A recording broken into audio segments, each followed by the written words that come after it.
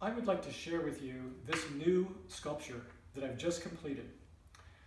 And part of what I'd like to share with you is my artistic technique in creating it and the message that I'm trying to convey in the sculpture. What we have here is a clay piece of art that I have molded and sculpted from a live model, art model, who has posed for me in this pose over a period of time for some 40 hours. I, subsequent to that, have spent more time then doing further work on it. Typically the sculpture is sculpted with the model in the nude, and the sculpture itself is nude, and then clothing is added to accentuate the lines of the piece, and in this case to create something of a wind-blown effect.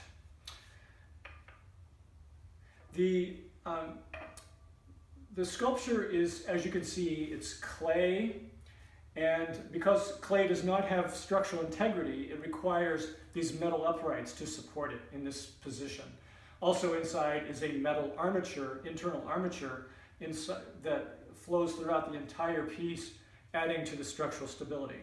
Ultimately, this will be cast in bronze. And bronze, of course, is very strong and will be freestanding. It will not require these uprights or internal armature. Clearly, it will tend to want to tip over. It will be nearly 30-40 pounds, and there will be an even larger base made of granite that will give it stability in that respect. This sculpture is a good example of my body of work.